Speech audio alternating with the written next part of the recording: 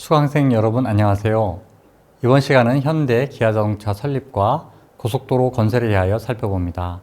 1962년 1월 기아자동차의 전신인 기아산업은 한국 최초 세바퀴 트럭인 K360을 생산했습니다. 기아산업은 경기도 시흥의 자동차 제조공장 설립 승인을 상공부에 신청하여 1962년 10월 국내 최초로 자동차 제작 공장 허가를 받았습니다. 기아산업은 1944년 12월 김철호 회장이 서울 영등포에 자전거 부품 생산공장 경성전공을 세운 후 6.25 전쟁 시기인 1952년 3월 부산에서 한국 최초 국산 자전거 3,002호를 생산하며 변경한 사명입니다. 김철호 회장은 1923년 일본 오사카로 가서 현지 철공소에서 볼트와 너트 생산 기술을 습득하고 삼하 제작소를 설립하여 2차 대전 전까지 일본에서 기업을 운영했습니다. 그가 1944년 서울로 돌아와 경성전공을 세울 때 일본에서 벌어온 경영 자금은 1940년 당시 1천만 원으로 2024년 현재 실질 가격으로 1,100억 원 이상이었습니다. 즉 그는 기계공업 부문 전문 경영인이었습니다. 1959년 일본 혼다와 현재의 마사인 동양공업과 모터사이클 및 3륜차 생산을 위한 기술 제휴를 맺는 것을 시작으로 1961년 모터사이클, 1962년 3륜차 개발에 성공했습니다.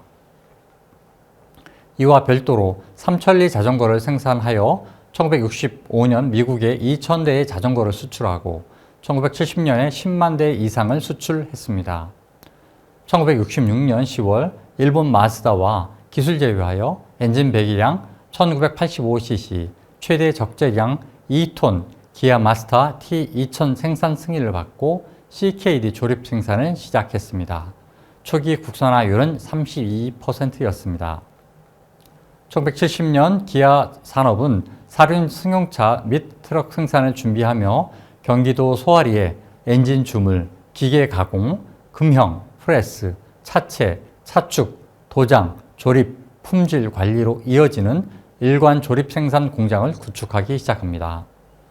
1945년 2,500만 명이었던 한국의 인구가 1965년 3,500만여 명으로 증가함에 따라 일본처럼 자동차 수요가 증가할 것을 내다보고 설비 투자를 진행한 것입니다.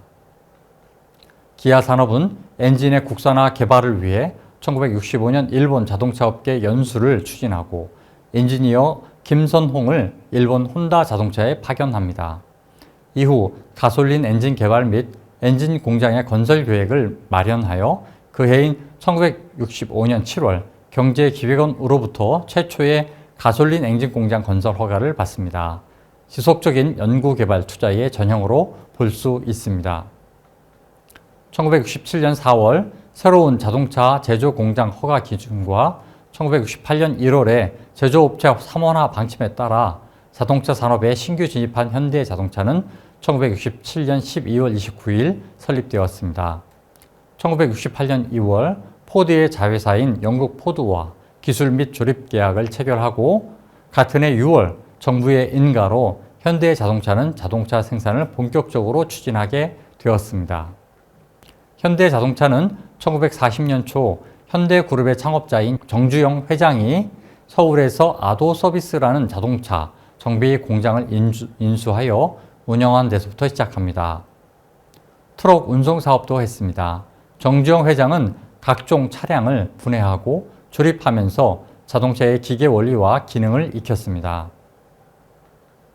광복 후 정주영 회장은 1946년 자동차 정비 공장 현대자동차 공업사를 설립하고 직원 30명으로 자동차 정비업과 재생조립 사업을 운영했습니다. 그리고 미군정 하에서 건설 사업이 수익 규모가 크자 1947년 건설회사 현대토건사를 세우고 1950년 1월 두 회사를 합병하여 현대건설을 설립하여 건설중기 공장도 운영했습니다. 미 군정의 신임 하에 현대건설은 건설 시공의 기계화와 함께 확장을 거듭하여 현대자동차의 토대가 되었습니다. 1967년 정부의 제1차 경제개발 5개년 계획 등에 따른 현대건설의 급성장으로 자본을 축적한 정주영 회장은 제2차 경제개발 5개년 계획으로 경부 및 경인고속도로 건설에 돌관공사로 주도적으로 참여하여 정부와 신뢰 관계를 구축합니다. 정주영 회장은 경부고속도로 등 사회간접자본 시설 확충과 함께 수출 운송 및 경제성장에 따른 자동차 내수 전망 확대 등에 힘입어 1967년 근대적 자동차 산업에 진입했습니다. 자동차 생산 참여를 결정한 정주영 회장은 해외 다국적 기업과의 기술 제휴선을 검토했습니다. 1997년 4월 자동차 제조 공장 허가 기준에 선진 외국과 기술 제휴를 한 업체가 있었기 때문에 자동차 생산업체 자격 요건을 맞추어야 했습니다. 당시는 미국의 GM과 포드가 한국 시장 진출을 검토하던 시기였습니다. 자본과 경영에 직접 참여를 원한 GM은 제외되었고 유연한 태도를 보인 포드와 협상을 진행했습니다.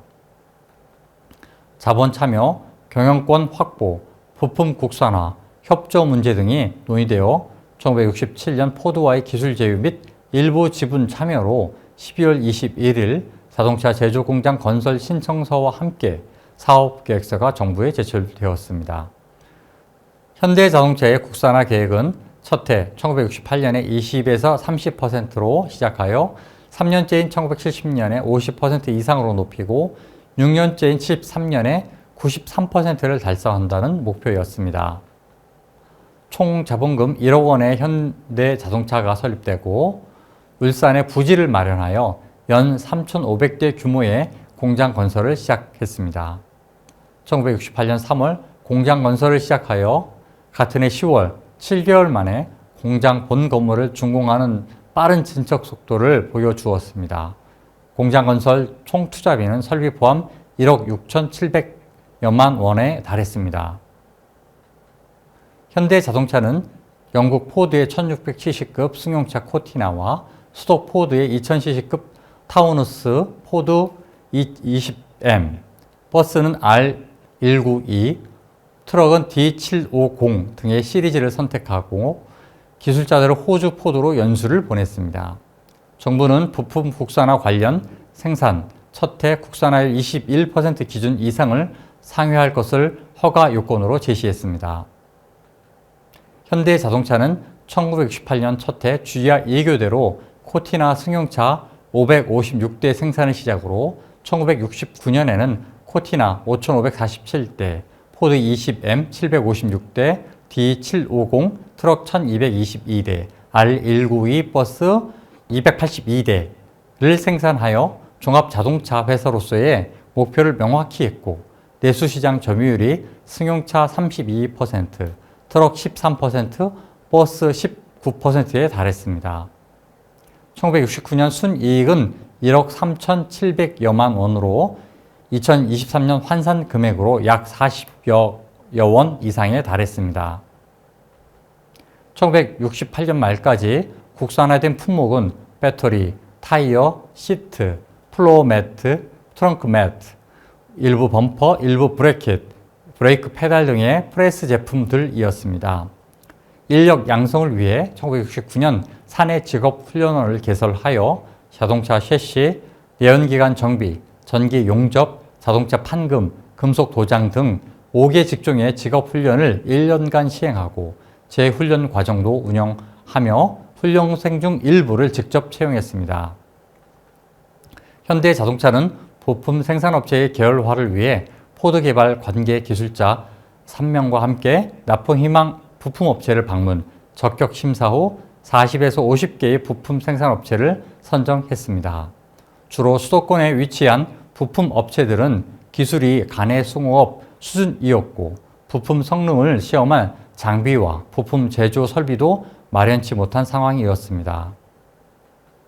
현대자동차는 부품업체들에게 개발 부품 도면을 주고 기술 지도를 하면서 시제품을 제작시켰습니다. 호주 포드의 평가 시험을 거쳐 합격한 주요 부품은 대량 생산에 들어가도록 부품 국산화 절차를 진행했습니다. 1950년대 후반부터 규격화된 버스를 조립한 하동환 자동차는 1962년에 추진된 정부의 자동차 조립 공장 정리 계획에 따라 잠정 조립 공장으로 선정되었습니다. 1965년부터 서울시가 운행하는 좌석버스 주문량의 90%를 하동환 자동차가 받았습니다. 1967년 8월에는 하동환 자동차가 생산한 대형 버스가 베트남과 브루나이에 수출되었습니다. 한국의 첫 자동차 수출이었습니다. 이 버스는 일본에서 엔진이 부착된 셰시 상태로 가져온 것을 차체와 내장 일체한 국산품으로 조립한 것이었습니다. 정부는 1967년 12월 자동차공업보호법의 시효 만료에 따른 조치 중 조립공장 설비 활용 방안에 따라 기존 자동차 제조 공장인 신진자동차, 현대자동차, 기아자동차, 아시아자동차에서 국내 수요를 충족시킬 때까지 한정적으로 자동차를 조립할 수 있도록 조치를 취했습니다. 이에 1968년 3월 7일자로 하동환 자동차 등 14개 업체가 잠정 조립 공장으로 차량을 조립 생산할 수 있었습니다. 1960년대 자동차 산업의 국산화율은 1969년 기준 소형 승용차가 38.2%, 중형 승용차는 21.6%, 트럭 등 상용차는 17.5% 수준이었습니다. 국산화 부품도 1960년대 초 피스톤 링, 판 스프링 등 단순 프레스 부품 위주에서 연료 계통, 흡배기 계통, 주차 브레이크 등 프레스 부품, 시트, 타이어 등 석유 화학 계통, 라디오, 히터, 램프, 배터리, 와이어, 하네스 등 전장 계통으로 확대되었습니다. 이번 시간에는 1960년대 자동차 산업 육성 정책과 그에 따른 부품 국산화율 변화에 대해 살펴보았습니다. 재생 차량 조립을 대신하여 다국적 기업과의 기술 제휴를 통한 KD 부품 조립 생산 지원으로 진행된 근대적 자동차 생산 공장의 도입과 1960년대 중반까지 부진했던 자동차 부품 국산화, 신진, 아시아, 현대 자동차의 3원화 허가와 기아 자동차의 4륜차 진입 준비 등을 말씀드렸습니다. 이제 자동차 산업 육성 정책과 초기 발전에 대한 강의를 마치겠습니다. 다음 세 번째 강의에서는 국산 소형 승용차 고유 모델 개발의 성공에 따른 현대 자동차의 독자 생존과 다국적 기업 단순 하청 생산 방식의 침체에 대해 살펴보겠습니다. 감사합니다.